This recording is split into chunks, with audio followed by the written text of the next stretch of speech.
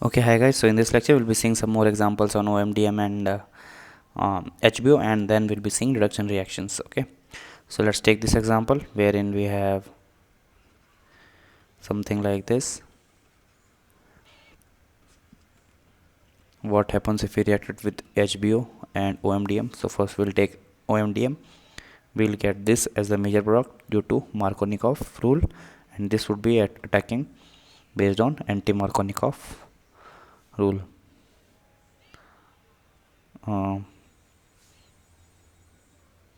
I hope you are getting how we are getting this compound.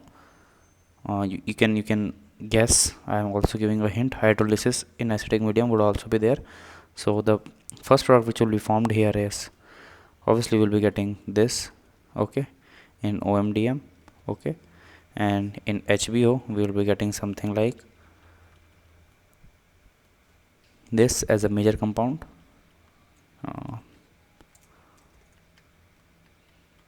Then you can undergo this in tautomerism and get this compound. Similarly, this can undergo tautomerism and form this compound. Okay, let's take another example where we have something like this. Okay, so the first reagent we are using in the first reaction is BD3 and THF. Okay, and second we are using HCO2T. Okay, what about this? We use BT3 and THF, and secondly we use HCO2D. Okay, in the third case we are passing BH3 in THF, and secondly we are using HCO2D.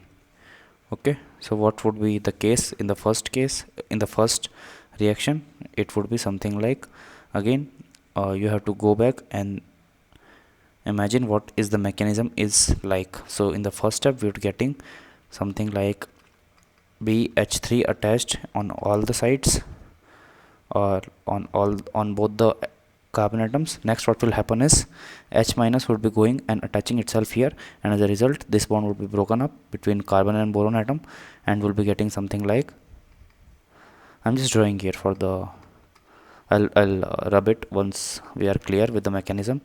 We will be getting something like this, BH2 rather. Okay, next what will happen is this H2 will be actually replaced by two more groups similar to this, which is called propyl group. Okay, next what will happen is the CO2 HCO T from the HCO2T will be coming and attacking on the same side as the boron will be leaving. Okay, so we'll be getting something like CH2 rather than CS3, CH2 T here. So both would be an example of syn addition. Okay, so this would be the compound formed in the first case. Okay, so what actually happened is we took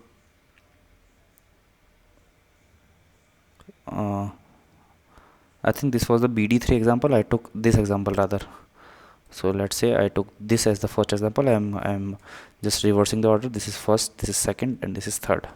Okay, so first example is BH3, and then I would have to take HCO2D. Okay, so this is not the T here, so we'll be using something like HD from the HCO2D because we used this as the first example. So a little bit of confusion there. So I hope you understand now. So we'll have something like D minus would be getting attached, or will be attacking this carbon atom, so we'll be getting something like this as a final product. Okay, so I hope you understood that whatever is the compound here attached to B will be getting attached to this carbon atom or the middle carbon atom, and whatever is the atom here will be getting attached to the extreme carbon atom. Okay, so let's rub it all. Okay, and let's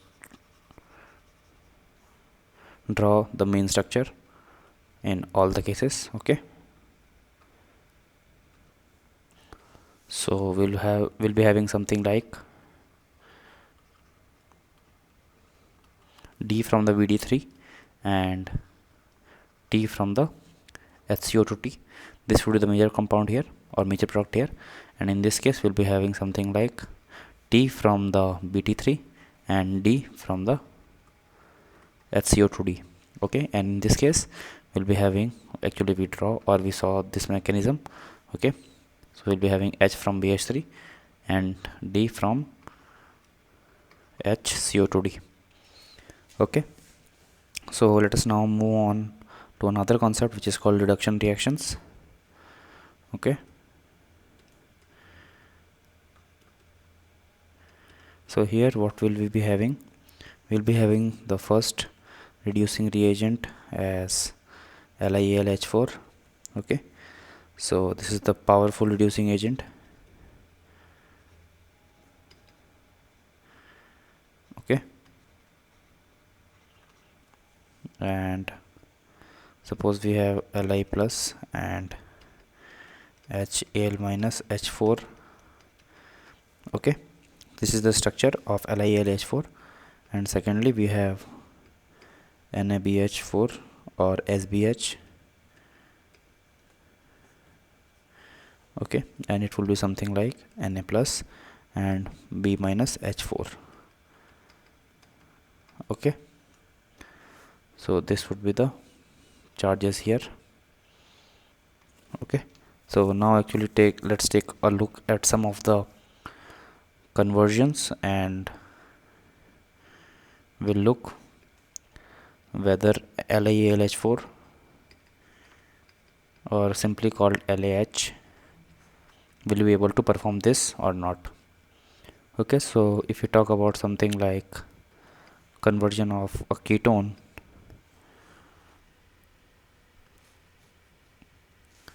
to, let's say, alcohol, so this is actually reducing ketone into alcohol by actually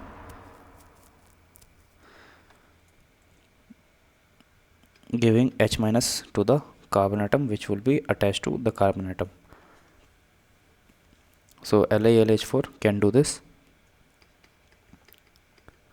If we talk about aldehyde giving a H minus in the reaction by the presence of LiLH4, we can get something like CH2OH. Okay, and if we talk about acid halide, again this can be reduced very easily by LiLH4, and we'll be getting something like a primary alcohol.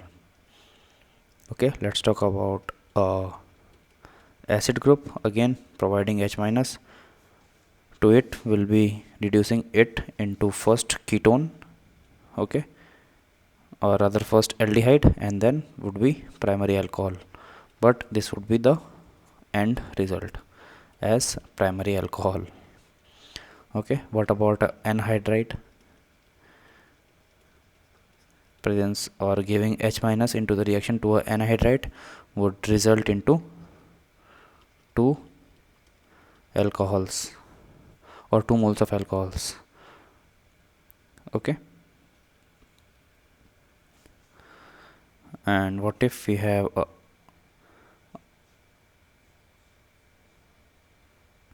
epoxide ring? Again, what will happen is this bond will be breaking up because of attack of H minus on this carbon atom. It can be any of the both. Okay, we'll be getting something like this as the final product. This can too be reduced by LiLH4. Next we have RBr, again providing H minus, it will be converting into a alkane. Okay, so next we'll be taking on amide, or we can take nitrile, or we can take primary amine. All this will be reduced in presence of LAH to a primary amine. Okay, just attack H minus. Let me draw it with a different pen. You have to just attach H minus here. Okay, this is already reduced, so okay, you can take NO2 also here. Okay, rather Let me draw it with the same pen. NO2 here. Okay, you have to just attach H minus here, just attach H minus here. Okay,